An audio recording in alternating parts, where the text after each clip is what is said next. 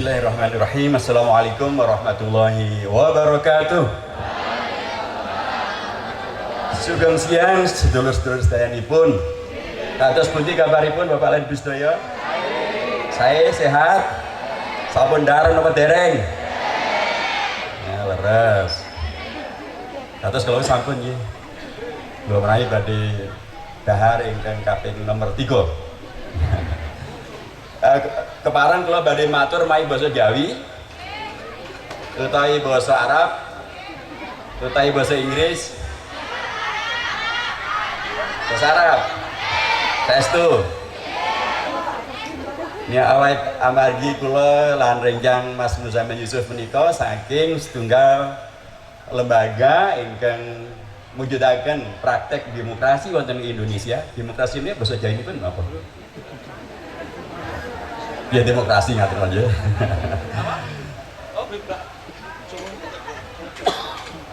Wonten ing demokrasi setunggal saking paugeran inggih menika sedayanipun pun pendet mawi voting. Votingnya bisa Jawi nipun? Mendet swanten. Sekarang kita voting, mana yang terbanyak saya akan pakai bahasa itu. Siapa yang mau dengan bahasa Jawa? Segede bahasa Inggris. Lebih sedikit lagi, bahasa Arab. Sini banyak tapi tengah nggak ada. Bahasa Indonesia. Kayaknya masih banyak bahasa Indonesia ya. Dan la ba'as atakhallalu yani khitabi ba'duhu bil lughah al arabiyyah wa ba'dul akhar bil lughah al indonesia wa ba'dul akhar bil lughah al indonesia wa ba'dul akhar bil lughah al jawiyah. Hal antum muwafiqun? Setuju atau tidak setuju? Kalau nggak setuju saya pulang balik ke Jakarta aja. Baik, ya mohon maaf ini perlu juga disampaikan begini karena ini jamnya sudah jam. Capek atau enggak sih? Ngantuk atau enggak ngantuk? Jujur. Iya kan memang waktunya sudah sedemikian rupa gitu ya, tadi Pak rasa sangat bagus dan subhanallah luar biasa. Saya ini adalah dalam 2 minggu ini atau dalam ya 1 minggu terakhir ini saya berkunjung kepada atau ke 3 pesantren yang didirikan oleh alumni Pondok Pesantren Darussalam Gontor. Satu di puncak gunung, di Gunung Cimenyan di Bandung. Masa di puncak gunung alumni bikin pesantren, umurnya sekarang 8 tahun.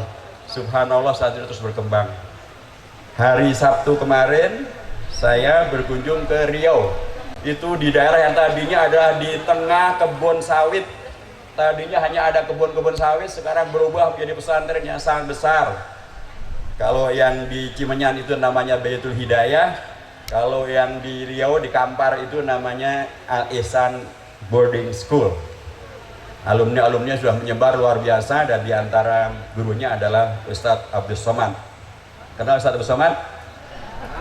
Nggak kenal, nanti kenalan ya. Yang ketiga di sini, subhanallah. Jadi alumni Gontor itu melanjutkan kiprahnya tadi sesuai dengan himne tadi untuk berbakti kepada ibu. Himne kita tadi mengenalkan 3 ibu. Ibuku, ibu kandungku, ibuku Indonesiaku, dan ibuku pondok pesantrenku. Nah, ini alumni-alumni ternyata subhanallah dimanapun mereka berbakti untuk ibu pertiwi Indonesia, untuk ibu yang adalah pondok pesantrennya, untuk ibu yang ada ibu kandungnya, dan semuanya sukses. Allahu Akbar.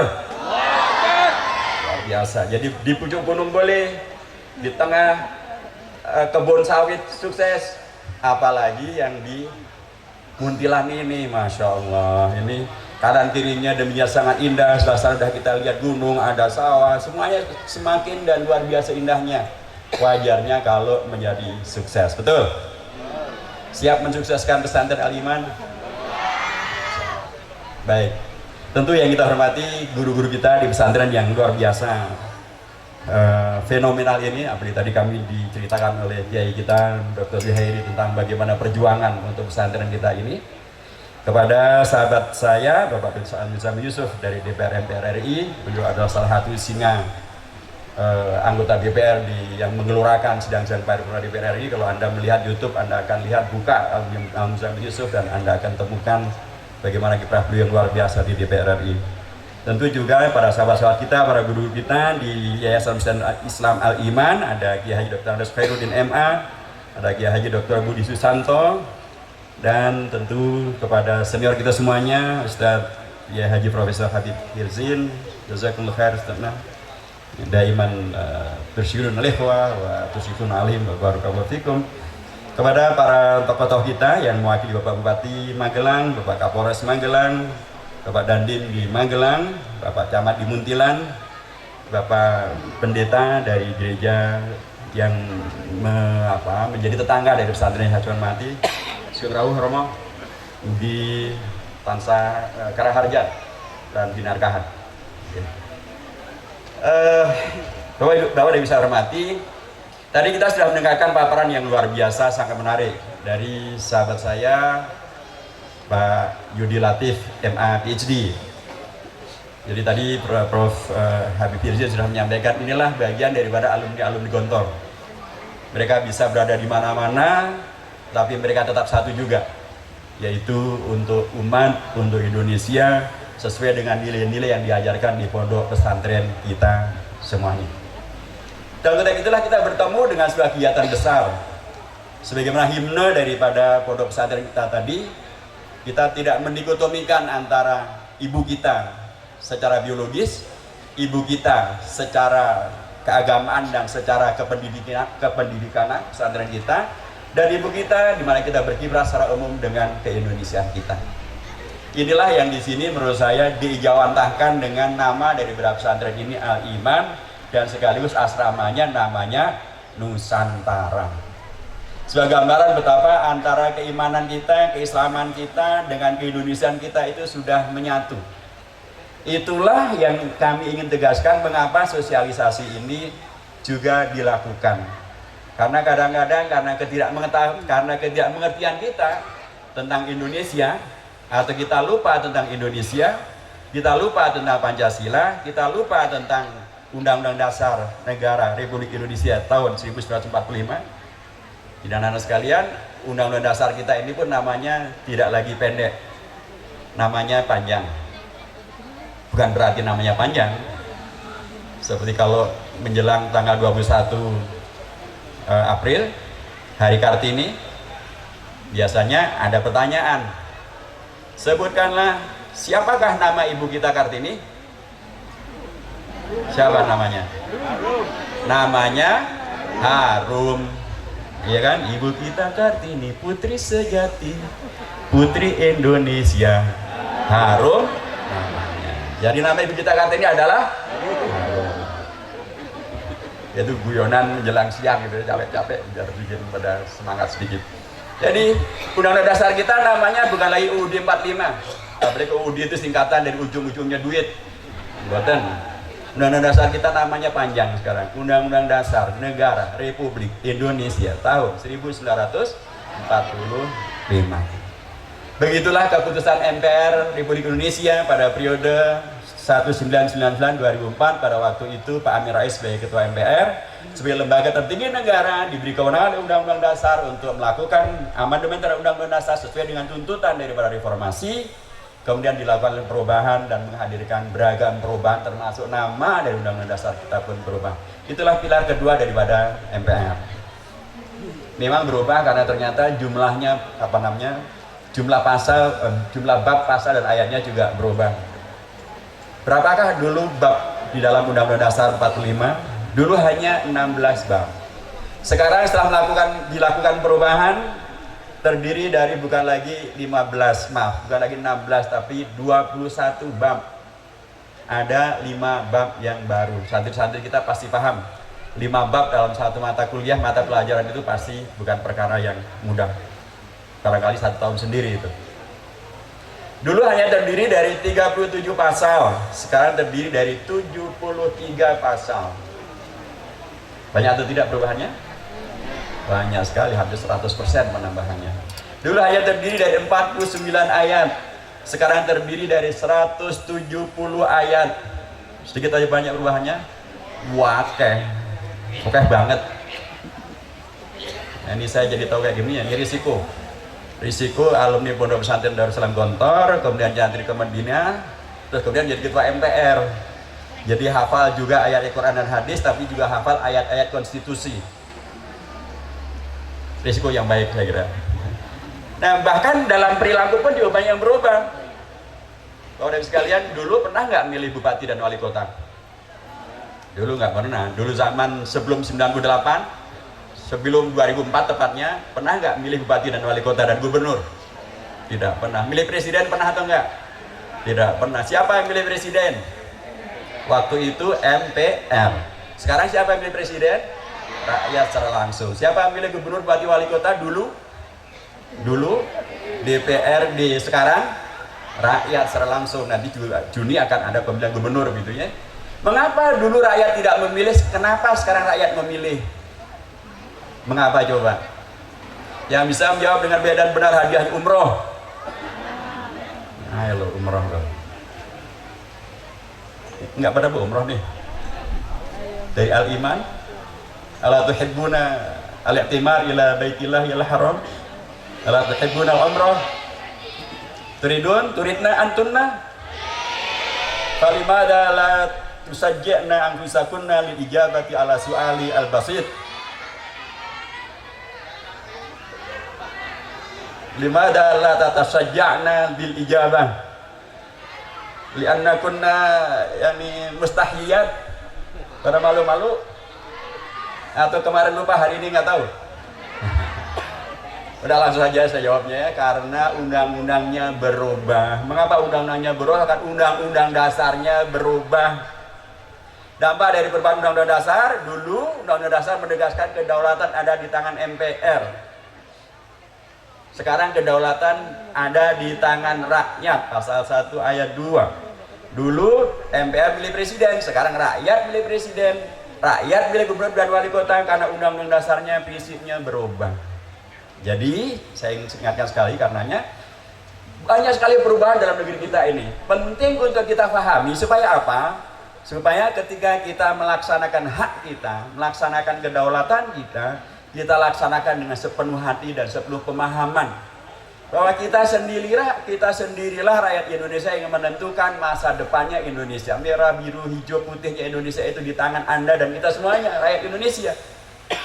Untuk kemudian bisa menghadirkan gubernur yang lebih baik, bupati yang lebih baik, wali kota yang lebih baik, presiden yang lebih baik, semuanya terserah rakyat. Nah, kalau kemudian sudah diserahkan, apa kita kemudian semau gue? Mestinya juga tidak. Nah, banyak sekali yang berubah dalam negeri kita ini setelah perubahan undang-undang dasar. Karenanya diperlukan pemahaman yang baik dan benar supaya ketika kita melaksanakan segala sesuatu, kita laksanakan dengan lebih berkualitas, lebih bersemangat, lebih baik dan benar, supaya hasilnya pun juga lebih baik dan juga lebih benar. Itu tentang undang-undang dasar. Tentang Pancasila, tentu saja tadi sudah sampaikan Pak Haji Latif, Pancasila itu adalah semuanya mempergunakan bahasa Indonesia atau bahasa Arab atau bahasa Inggris atau bahasa Sanskerta. Bahasa Indonesia secara prinsip. 5 silanya adalah kesepakatan yang luar biasa dulu dilakukan dan dihidupi oleh tokoh-tokoh bangsa, para founding fathers dan juga founding mothers. Biasanya dikenal hanya istilah founding fathers, founding mothers sering dilupakan. Padahal apa mungkin kemudian ada anak-anak bangsa yang lahir hanya dari para bapak bangsa? Bisa atau tidak? Bisakah hanya ada bapak kemudian lahir anak? Ya nggak mungkin, harus ada siapa? Harus ada ibu. Tapi kenapa kita nggak pernah nyebut founding mothers? Karena sering dilupakan bahwa para mothers pun, para ibu-ibu pun dahulu terlibat langsung di dalam mendirikan Indonesia merdeka dan terlibat dalam beragam perdebatan, menghadirkan Pancasila, menghadirkan Undang-Undang Dasar 45 dan kemudian menjaga Indonesia sampai hari ini. Bisa disebutkan 2 atau 3 founding mothers yang terlibat di dalam menyiapkan Indonesia yang merdeka, yang langsung terlibat di dalam mempersiapkan Pancasila, Undang-Undang Dasar, dan Indonesia Merdeka. Yang bisa menjawab lagi-lagi hadiahnya umroh.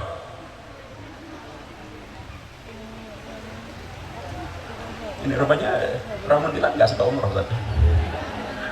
Atau udah keseringan umroh gitu. Belumnya. Pertanyaannya gampang nih. Pertanyaannya gampang banget. Yang sulit jawabnya. Jadi pas saya jawab lagi. Jadi saya sendiri yang umroh nanti ya. Oke, minimal ada 3 founding mothers. Pertama adalah, jadi 3 tokoh ini adalah anggota Badan Usaha Penyelidik Persiapan Usaha Kemerdekaan Indonesia (BPUPK). Mereka adalah adalah seorang tokoh perempuan dari Jawa Tengah, Roro Sukaptina. Nomor 2, beliau adalah seorang perempuan ahli hukum pertama di Indonesia dari tamatan dari sekolah dari Universitas Belanda, namanya Mr. Maria Ulfa Subagio. Ini bukan yang Korea tentu. Ya, Korea itu mungkin ayahnya mengidolakan Maria Ulfa, kemudian anaknya diberi nama Maria Ulfa. Dan yang ketiga kalau ditambah adalah juga Ibu Fatmawati Soekarno, karena beliau yang menjahitkan bendera pusaka dan kemudian membawanya kemudian dikibarkan. Para founding mothers bersepakat tentang dasar negara kita adalah Pancasila melalui dialog yang luar biasa. Tadi BPUPK yang sudah disampaikan oleh Pak Mas Yudi Latif itu baru menyepakati tentang istilah Pancasilanya, tetapi buntir-buntir Pancasilanya nanti digodok lebih lanjut melalui Panitia 9 di tanggal 22 Juni. Kemudian dituangkan di dalam pembukaan Undang-Undang Dasar. Panitia 9 itu menghadirkan keragaman dari seluruh warga bangsa. Ada dari tokoh kebangsaan non agama atau tidak berafiliasi beragama secara langsung. Di situ ada Bung Karno, ada Bung Hatta, ada Mr. Muhammad Yamin, ada Mr. Ahmad Subarjo. Ada 1 dari kalangan Kristiani, Mr. A.A. Maramis. 1 dan 4 dari kalangan Islam. 2 dari Ormas, 1 dari Muhammadiyah namanya Kiai Haji Kahar Mudzakkir. Dari NU namanya Kiai Haji Wahid Hashim. Dari Partai Islam ada 2, yaitu dari Partai Syarikat Islam namanya Haji Agus Salim dan Haji Abi Kusno Cokro Suyoso. Ya. Jadi ada beragam agama-agama besar terwakili, Muslim non-Muslim terwakili, kalangan kebangsaan, kalangan keagamaan terwakili, agama pun ormas maupun orpol semuanya terwakili, dan mereka menyepakati Indonesia kita ini merdeka bukan untuk menjadi atau menghadirkan kemaksiatan, bukan untuk menghadirkan kemungkaran, bukan untuk menghadirkan narkoba, bukan untuk menghadirkan prostitusi, bukan untuk menghadirkan perjudian, bukan untuk menghadirkan komunisme, bukan untuk menghadirkan liberalisme, bukan untuk menghadirkan ateisme. Tapi kemerdekaan kita itu disepakati di alinea ketiga pembukaan Undang-Undang Dasar, disepakati kemerdekaan kita itu adalah atas berkat rahmat Allah yang Maha Kuasa dan didorongkan oleh keinginan yang luhur supaya berkehidupan berkebangsaan yang bebas. Maka rakyat Indonesia menyatakan dengan ini kemerdekaannya. Jadi ini kita perlu saling ingat. Tadi pertanyaan Ustaz kita betul dan santai tidak tadi. Bagaimana dengan para pejabat-pejabat? Itulah karena kami pun di MPR sosialisasi ini juga kami lakukan awal-awalnya malah kepada seluruh anggota MPR. Pertama kali baru kami sosialisasikan. Kemudian kepada para pejabat, kita komunikasi dengan Presiden, dengan para Menteri, dengan Panglima TNI, dengan Kapolri, dengan Gubernur, begitu seterusnya kita lakukan. Ya ini kembali kepada prinsip, karena dalam konteks trias politika maka fungsi kita adalah wama ala rasul illal balagh qad a'dara man angdar ma anta alaihi bimusaitir wama ala rasul illa al balagh, begitu seterusnya. Jadi kita ingatkan terus menerus, termasuk sosialisasi itu mengingatkan agar kita semuanya dalam posisi manapun untuk kemudian menumbuh kembangkan pemahaman ini supaya Indonesia kita tidak menjadi berkelanjutan dalam daruratnya.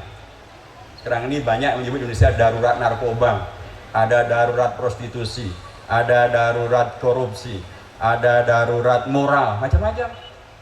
Itu semuanya tidak sesuai dengan prinsip tentang atas dasar rahmat Allah yang maha, atas berkat rahmat Allah yang maha kuasa. Dan pesantren-pesantren adalah dari dulu menjadi bagian dari yang terus mengobarkan semangat memahami Pancasila dan mengamalkannya dalam konteks yang yang baik dan benar seperti itu. Dan kemudian di alinea keempat muncullah 5 sila dalam Pancasila. Nah, pada tanggal 13 Agustus ketika Indonesia diproklamasikan, pada sore harinya muncullah dalam tanda kutip keberatan atas kesepakatan itu. Kemudian umat Islam menghadiri ataupun menghadirkan sebuah solusi yang luar biasa, menyepakati agar Indonesia tetap bersatu, agar Indonesia tidak pecah. Jangan sampai kemudian kita terjebak pada separatisme seperti yang sekarang ini juga masih ramai terjadi di bagian dari Papua. Maka umat Islam memberikan sebuah kenegarawan yang luar biasa, menyepakati merubah 7 kata dalam Pancasila itu, dalam Piagam Jakarta itu menjadi ketuhanan yang Maha Esa. Hafal Pancasila untuk semuanya? Kita coba ya, Pancasila 22 Juni. Artinya apa? Pancasila 22 Juni ada Pancasila Piagam Jakarta. Baik, itu sudah dirubah menjadi Pancasila 18 Agustus. Pancasila 18 Agustus. 1. Pancasila. 2. 3. 4. 5. Alhamdulillah, tepuk tangan untuk Anda semuanya sudah hafal Pancasila. Jadi dari tadi yang dihafalkan sudah amat sangat jelas betapa ini nilai-nilai dasar yang kita sepakati bersama oleh seluruh kelompok, dan karenanya sudah sangat wajar bila kita kemudian menjadi bagian yang terus menjaga dan mengisinya. Karena lagi-lagi dia tidak pakai bahasa Arab yang barangkali hanya difahami oleh para kiai dan para santri saja. Dia nggak pakai bahasa Inggris yang hanya difahami oleh para intelektual saja. Dia tidak pakai bahasa Sanskerta yang barangkali dipahami oleh hanya para empu dan bedanda saja. Dia mempergunakan bahasa Indonesia. Gampang, jelas, gamblang. Sehingga karenanya kalau berani meneriakkan saya Pancasila, ya harus melaksanakan Pancasila. Jangan meneriakkan saya Pancasila, tapi perilakunya justru bertentangan dengan Pancasila. Ngakunya saya Pancasila, tapi ketuhanan yang Maha Esa, malah perilakunya menghadirkan darurat.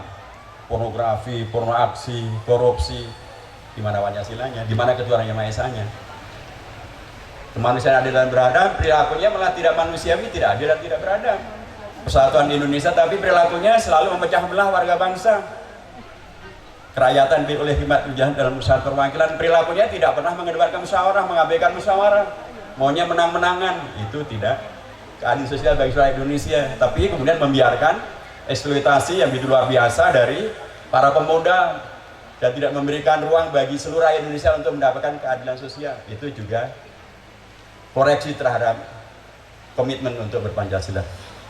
Nanti Pak Muzamil akan melanjutkan dalam banyak hal. Saya ingin menuju pada yang terakhir tentang NKRI. Doa yang saya hormati, NKRI kita sebut sebagai harga. NKRI harga. NKRI harga. Nah, itu tentu satu yang sangat benar. Tapi pertanyaannya adalah, NKRI sebagai bentuk negara Indonesia yang kita sepakati, itu memang disepakati menjadi dalam Undang-Undang Dasar pada bab 1, ayat 1, pasal 1 dari Undang-Undang Dasar kita. Sepakati tanggal 18 Agustus. Tapi sesungguhnya Belanda tidak pernah rela Indonesia menjadi NKRI. Karenanya mereka terus melakukan serangan, terus melakukan penyerangan terhadap Indonesia. Sampai-sampailah kemudian bahkan Indonesia baru berumur 1 bulan saja mereka sudah melakukan penyerangan kembali melalui Surabaya. Kemudian para ulama kita, sekali lagi di sini peran pesantren-pesantren kita dan ulama-ulama kita. Para kiai-kiai kita di Jawa Timur, di bawah pimpinan Kiai Haji Hasyim Asy'ari dan Kiai Haji Wahab Hasbullah. Beliau tidak rela Indonesia dijajah lagi oleh Belanda yang membonceng di balik sekutu. Karena dikumpulkan para ulama se Jawa Timur dan juga se Madura.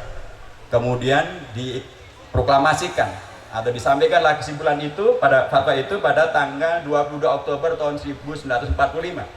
Namanya fatwa jihad. Kerennya atau istilah generasi zaman now-nya namanya adalah resolusi jihad. Isinya ada 3. 1. Mempertahankan kemerdekaan Indonesia yang diproklamasikan tanggal 17 Agustus dari kemungkinan dijajah lagi oleh Belanda. Hukumnya adalah fardhu ain, artinya ada kewajiban individual yang harus dilaksanakan oleh seluruh umat. Bagi yang berada di luar itu, hukumnya adalah fardhu kifayah. Kedua, siapapun yang meninggal di dalam mempertahankan kemerdekaan Indonesia dari penjajahan oleh Belanda, kalau dia meninggal maka dia mati sebagai syuhada, matinya mati syahid karena dia berjuang di jalan Allah mempertahankan kemerdekaan negaranya. 3. Siapapun yang berkhianat membantu karenanya pemerintah penjajah Belanda, maka dia boleh dihukum mati. 3 fatwa ini kemudian disetujui oleh Kongres Umat Islam pertama di Yogyakarta pada tanggal 6, 7, 8 November 1945, dan tokoh-tokoh kita Yogyakarta adalah tokoh-tokoh yang mayoritas dari Muhammadiyah. Sehingga dengan demikian maka NU dan Muhammadiyah umat Islam ijma berfatwa bahwa mempertahankan kemerdekaan Indonesia hukumnya adalah fardhu ain. Dan kemudian selamatlah Indonesia dari penjajahan oleh Belanda.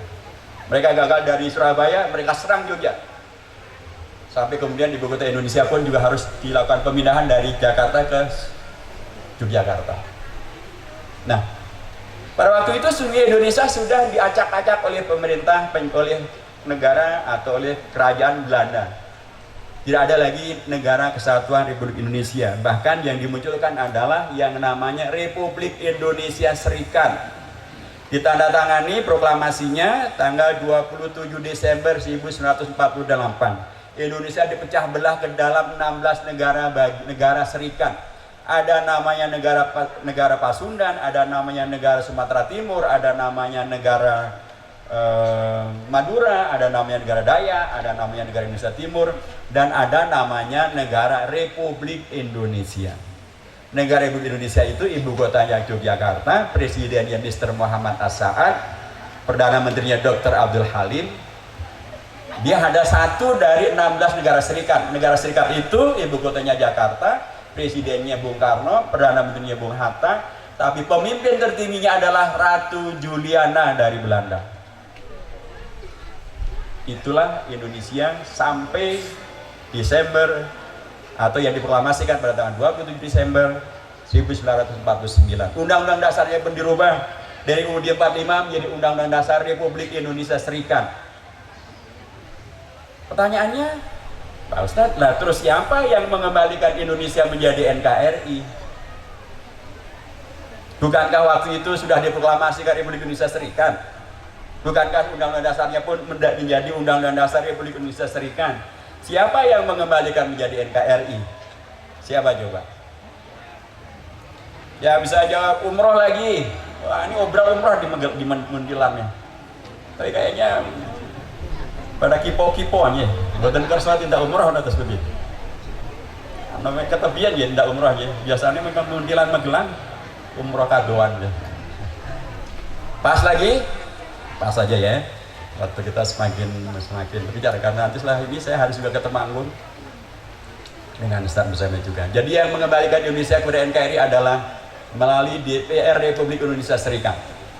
Ada tokoh-tokoh yang waktu itu sangat galau dengan perkembangan Indonesia. Ada tokoh Katolik namanya Mr. J. Kasimo, Ketua Partai Katolik Indonesia. Ada dari Partai Islam ada Muhammad Natsir. Beliau adalah ketua fraksi Partai Islam Masyum.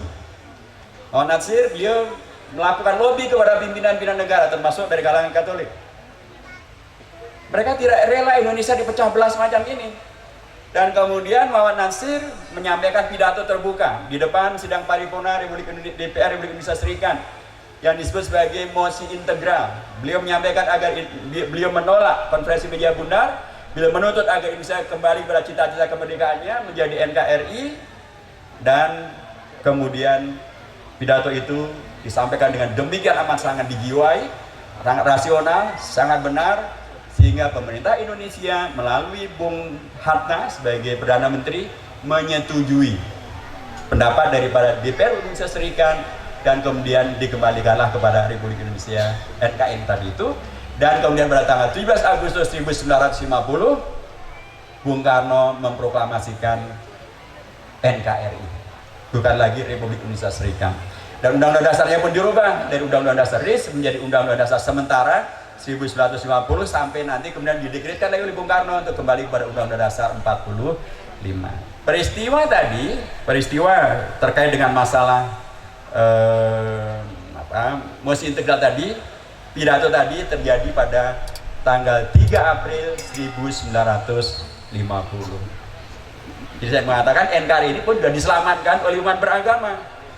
Ada J. Kasimo di situ, dan terutama keberanian daripada seorang tokoh partai Islam, Muhammad Natsir, untuk menyelamatkan Indonesia supaya tidak pecah belah, supaya tidak kemudian di bawah kuasa dan atau pemerintahan dari Ratu Belanda. Bagi saya hormati, inilah beberapa pilar daripada MPR RI disampaikan untuk agar kita kemudian semakin memahami Indonesia, semakin mengenal Indonesia, supaya kita karenanya semakin mencintai Indonesia. Karena kaidahnya yang selalu populer di generasi zaman old adalah tak kenal maka tak sayang. Kayaknya di generasi zaman now juga masih sama ya.